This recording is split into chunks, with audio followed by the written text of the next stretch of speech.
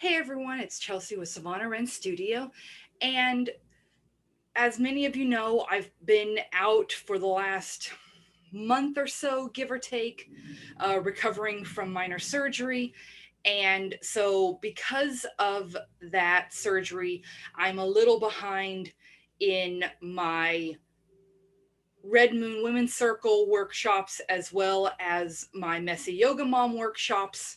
And so, today I wanted to discuss something that I know I struggled with, and I know a lot of my friends and family struggle with, particularly as parents, and that is perfectionism.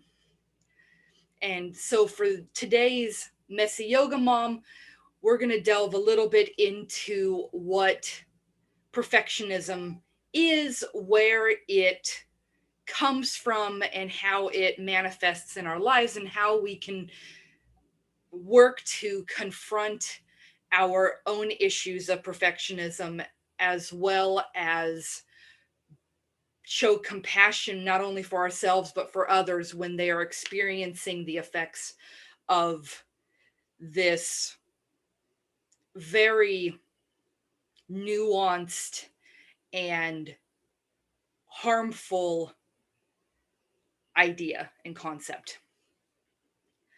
So before we do anything else, I just want to do, my normal spiel.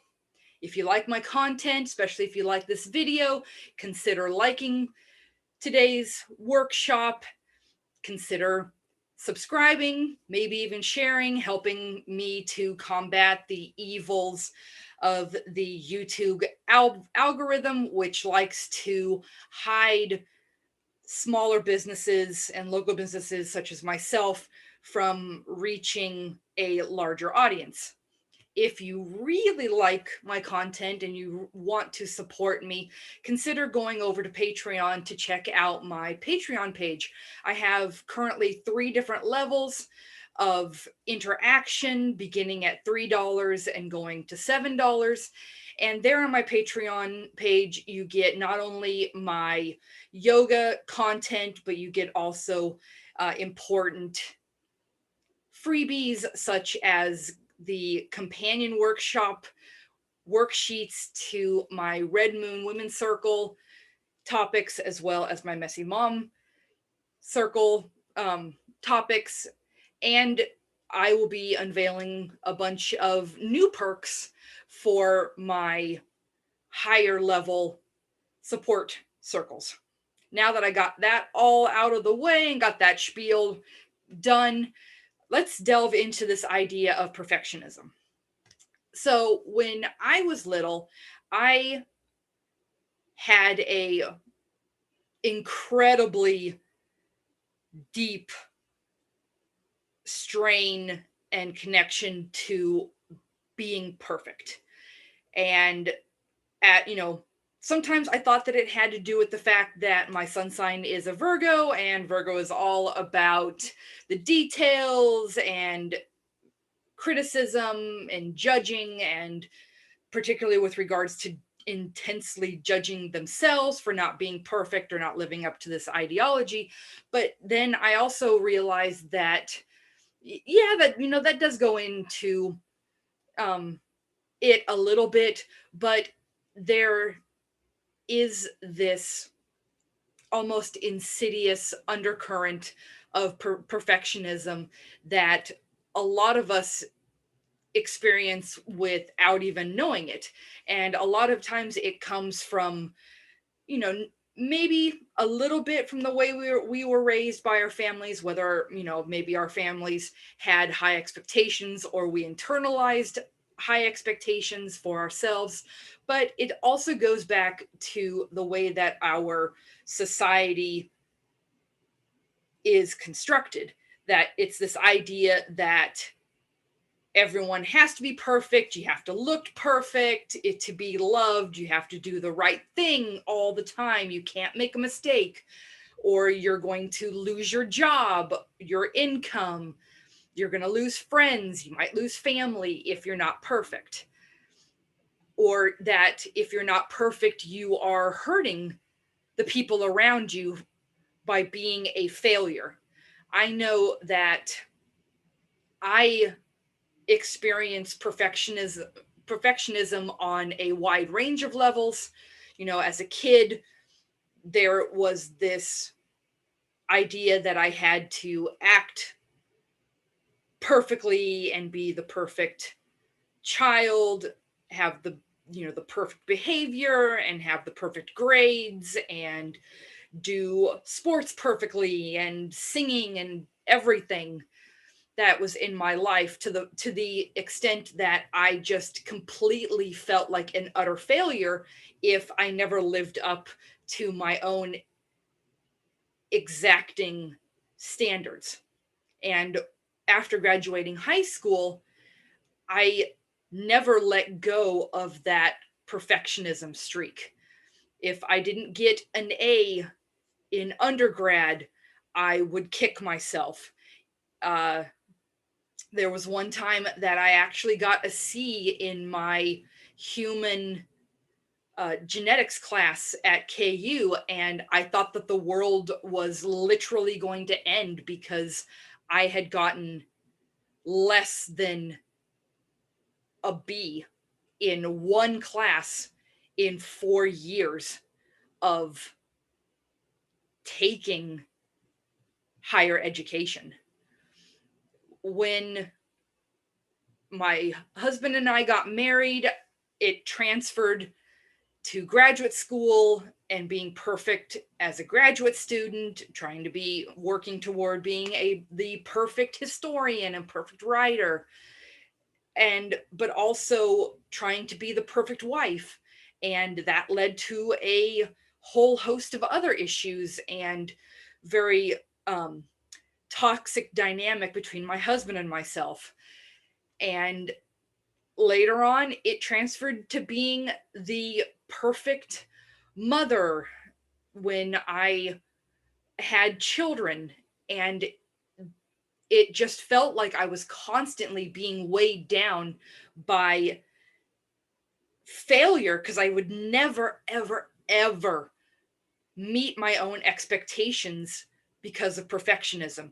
And it became so insidious in my and rooted in my life that a lot of times if I didn't think that I could do it perfectly, I would either procrastinate and put it off and avoid it like the plague, or I would just say, now that I've put it off, I can't avoid it anymore. I'm just going to do it as fast as possible.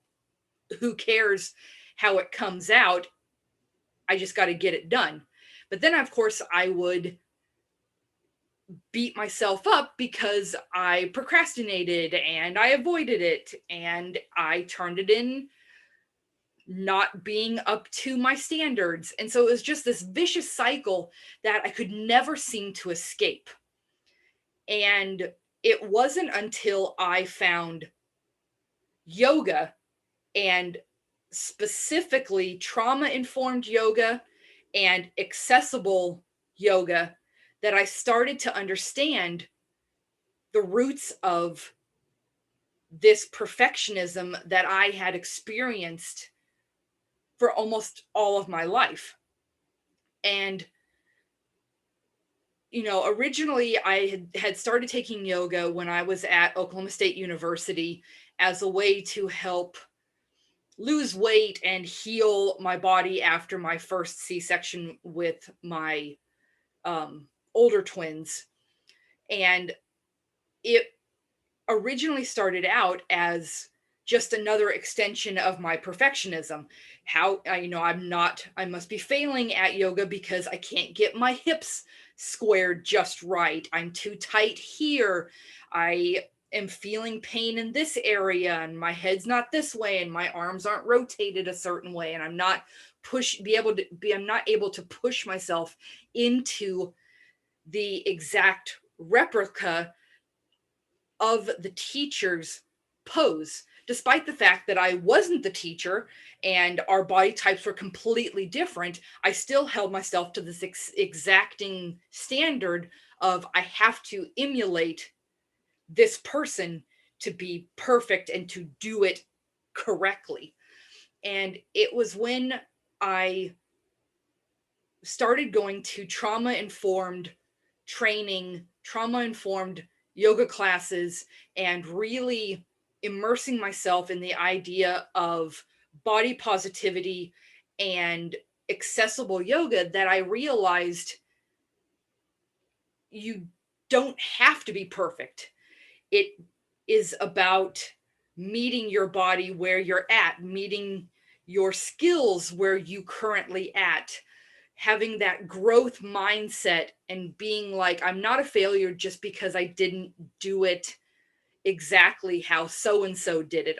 It's about just giving yourself grace and compassion that you are trying and that you are learning from that experience. And that was utterly mind-blowing for me. You know, when when I was younger, we didn't really talk about fixed mindset versus growth mindset all that much. It was a newer concept. And so I don't remember really hearing about it until I took psychology classes, maybe in undergraduate. Um, for the most part, I don't really remember it all that well, but it so it took a while to get that concept embodied in my own life. You know, I tried to work on it with my kids, and that was a lot easier in some capacities than doing it with myself, because I have a lot of times I have more compassion and I give people more grace than I give myself. And that is part of being a perfectionist. And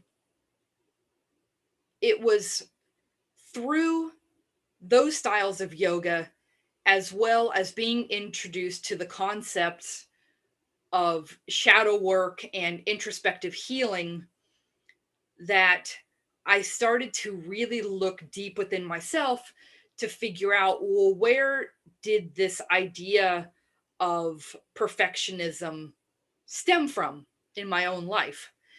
And a lot of times I kept coming up with the exact same phrase, um, to describe the root cause of my perfectionism. Deep down, I had this core belief that I was never good enough and that nothing I ever did was good enough because of some traumatic experiences as a child, being put down by teachers or being heavily criticized by teachers or other people in my environment. And so I internalized this idea that I will only be good enough if I'm perfect enough. And for a child, that is incredibly damaging and toxic, to carry the weight of trying to be perfect in an imperfect world and internalizing it to the point that I must be a failure because it's not the world around me, it must be me. And so, you know, the last 4 or 5 years, I've really tried to focus in on this idea that perfectionism is not helpful to my mental and physical health and my emotional health, that there are better ways for me to live and navigate the world around me. you know, and a lot of it really started with the books of Bryn Brown, and those really had a big impact on my life and helping me start the process of letting go of my perfectionism. Now, I'm not going to lie, there are a lot of times throughout the day that I do feel the little pinpricks and tingles of perfectionism, um, with regards to what I'm doing, whether it's yoga cueing or video editing or interacting with my children. But I'm trying my hardest to meet myself where I am and not allow those perfectionist tendencies to rule my life. And for me, a lot of my perfectionist tendencies go back to unrealistic expectations that I have for myself and for my life. One of the best examples that I can give that tends to still rear its ugly head in my life is that I have unrealistic expectations for my living environment, particularly around the fact that I have 4 children that are highly active, intense, and just going all the time. And so, you know, a lot of times I feel like I need to have the perfect living space. The house needs to be clean. Everything needs to be organized. Everything needs to have a specific place in the house, or we don't need it. Clutter is a real struggle for me. Toys around the house is struggle.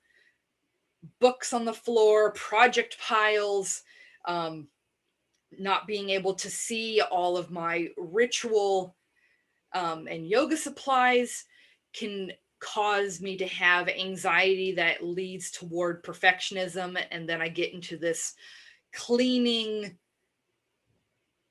spiral whereby I hyperfixate on cleaning this one area, trying to get it to the sense of perfect that I can. But within 5 minutes, my kids come running in and all that work is for nothing. And then I feel like a failure as a parent, um, as an adult, as a just general person with not that doesn't have any control of their environment.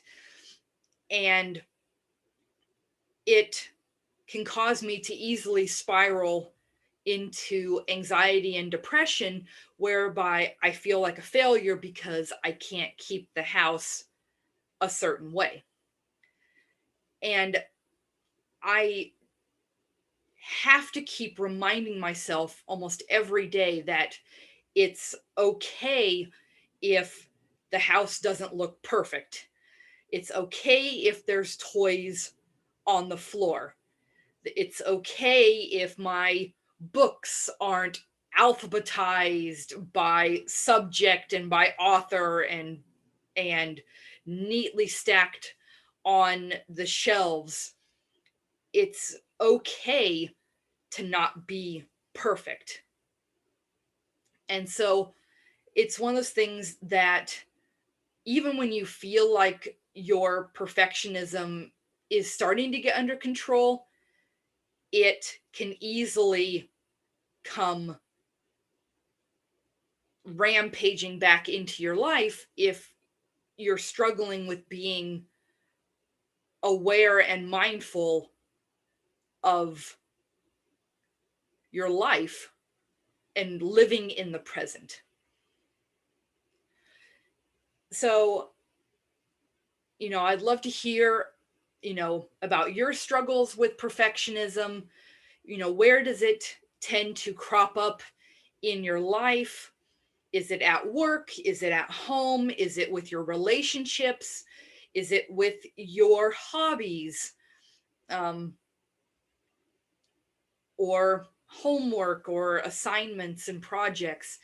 Feel free to drop comments uh, down below and really get going with the discussion about this.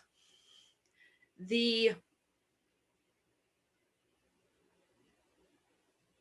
a lot of times I like to use yogic principles and embodied yoga poses as a way to invite in introspection, shadow work into my life, and explore different concepts that might bring a greater awareness of my own thought patterns and behavioral patterns. And so, embodied yoga poses is a really great tool, especially when it comes to exploring these ideas of perfectionism, imperfectionism, and giving yourself grace and compassion. So I thought that we could do a couple of embodied yoga poses to just feel the difference between perfect and our high expectations of ourselves versus reality and the grace of being an imperfect being in an imperfect world. So, if you would like, I highly recommend that you join me in this exploration. We're only going to do one or two poses just to give you a little bit of a taste what embodied yoga poses can do to help expand your yoga practice. I'm going to adjust the camera just really quick. To give you an idea of, giving yourself grace. I'm going to give myself a little bit of grace right now. I have been sitting on the floor cross-legged for long enough that my legs have fallen asleep. So bear with me for a second while I try to wake my legs up so that I don't fall over or keel over and have some kind of giant mishap right now. Oh, whew, I'm going to tell you right now that out of all the sensations that I dislike in this world, the tingles of my legs falling asleep is literally one of my biggest icky moments. So,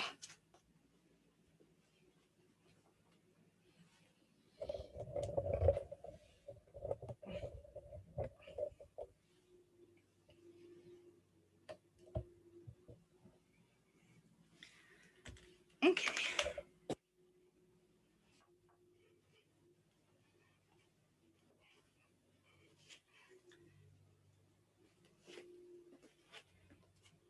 So, to begin with,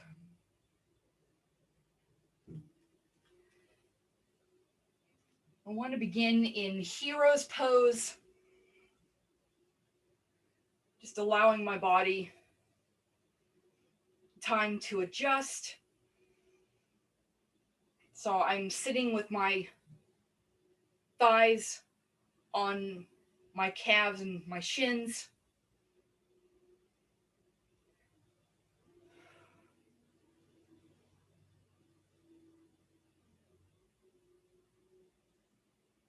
Helping myself get centered, as well as waking my legs up. Coming into tabletop, I'm going to extend my left leg out, into a runner's pose, allowing my right knee to hold the brunt of my weight,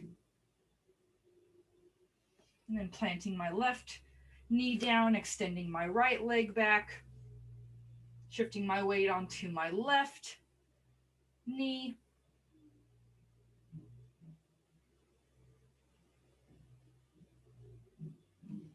and then bringing my right knee back down.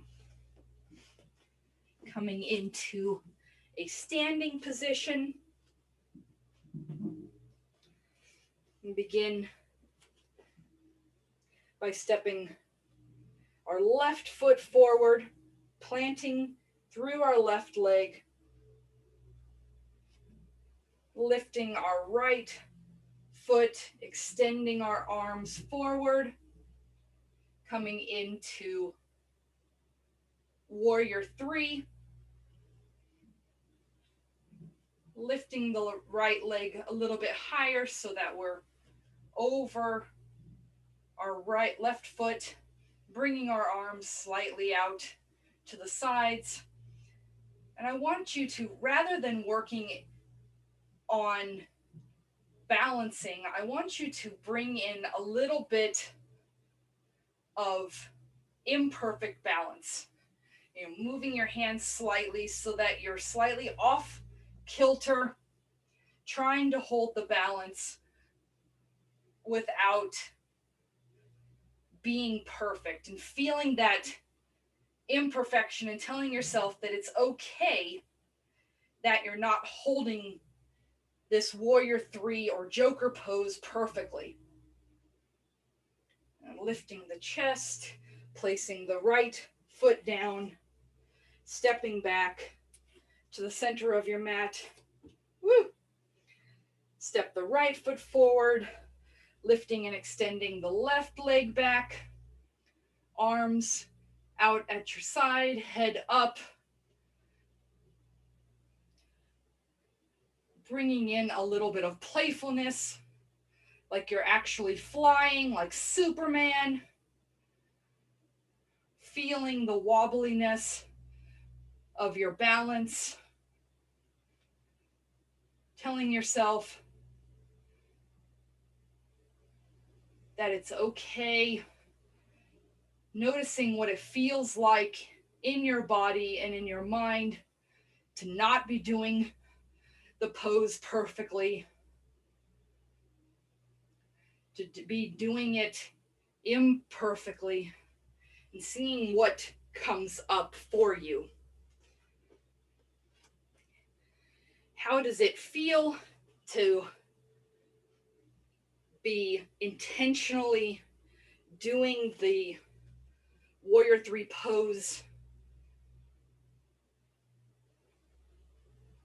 not wrong, but without judgment or expectations upon yourself, just allowing yourself to feel yourself in the pose without attaching anything to it, not criticizing yourself for the wobbles and the off balance, and just really feeling what it feels like in your body. Does it feel good to let go of those expectations of perfectionism, or does it feel uncomfortable, icky feeling, creating knots in your body and in your mind? And just really taking the time and opportunity to sit with those feelings and those thoughts. If warrior three isn't really your thing, you can easily do this exact same exercise with malasana or garland pose. So that's where we have our feet slightly hip distance, hip width apart, toes slightly at a V angle. And we begin by squatting down and coming into a wide squat with your hands at heart center. Now, in more perfect form yoga, your heels would be on the ground rather than up. And so you can explore this concept of imperfection and giving yourself grace through noticing where your heels are, noticing how your hips are accommodating your body, where your hands are, and the rest of your torso, noticing how your balance is, and just playing with malasana or garland pose, maybe bringing your weight slightly more forward while you're doing it, hunching over onto and balancing on your toes, maybe bringing your weight and balance a little bit more back to see where you would have to be to get your heels toward the ground, playing with the use of props as a way to support yourself in your end goal. And so I highly recommend that you play with these two poses and see what it feels like. What kind of expectations do you have for yourself with regards to your body, particularly your yogic journey, but also your thought patterns, thought distortions that you may have that lead into core negative beliefs about yourself that you feel deep down, whether it's I'm never good enough, I don't deserve love and compassion and support, I'm not worthy, just see what comes up. For me, I would say out of all the spaces that I inhabit in my life and all the roles that I express and work through on a daily basis, I feel the most struggle with perfectionism around my relationship with my children. They're, as a parent, it feels like there is a lot of high expectations placed upon not only myself, but my husband to be the quote unquote perfect parents, to raise the quote unquote perfect children. And if either one of us don't fall into that ideal, perfect cookie cutter shape, then I feel like a failure, or I feel like I'm failing my kids, or I feel like my children are failing to be prepared for the life experiences that they're going to encounter once they leave the nest. And, a lot of times it really comes down to two major issues um, for me as a parent. One, am I teaching them enough to be successful as adults and as children so that they can survive in the outside world? And two, am I cultivating a relationship with them that is supportive enough to make sure that their physical, mental, and emotional health is not being compromised? And this would be in terms of, say, discipline or gentle parenting, things like that. And, for years I got on myself about feeling like I was constantly failing my children, that I was not doing enough to support them or help them, that other people were doing way more, that I couldn't understand why I wasn't able to do, do and give my kids everything that I thought that they needed to be successful and to thrive. And it was through gentle parenting and attachment parenting that I really started to understand that there, I can't be everything to everyone at any time. That includes my husband and my family. But also, I can't control everything that's going to happen to me. And so giving them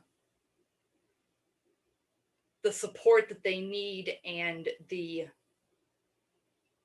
education to help them with life's struggles is much more important to me than, for instance, making sure that they go to a private school or go to 100 different camps or do 100 different extracurricular activities. I want them to be happy in life, not this perfect, idealized person that they have no chance of ever achieving. And so by dialing that perfectionism back with regards to my children, I'm working to give them the space that they need to grow while still supporting them and helping prepare them for life and what life has to throw at them. So, and I think as parents, we tend to experience perfectionism most often when it comes to our children. And sometimes we just need to take a step back and really look at the situation and make sure that we're giving our kids love and compassion and opportunities to grow through failure. Because failure is really not about being, falling short or being a terrible person. Failure gives us the opportunity to learn and grow. And so I think that while failure is not a 4-letter word, we should definitely change our mindset that where it's not the end of the world if we fail. We can always try again. We can always learn from the experience. We can always tweak it to try again later. It's an opportunity for us rather than the end of the road or the end of our world. So I hope you enjoyed today's Messy Yoga Mom workshop on there's no such thing as perfect, and do all the little things to help me out to fight back against the evil YouTube algorithm. Like, share, subscribe. If you want more content, consider checking out my Patreon. And as always, the light and the darkness within me recognizes and honors the light and the darkness within you. I hope you have a great rest of your day, friends, and I will see you next time. Bye.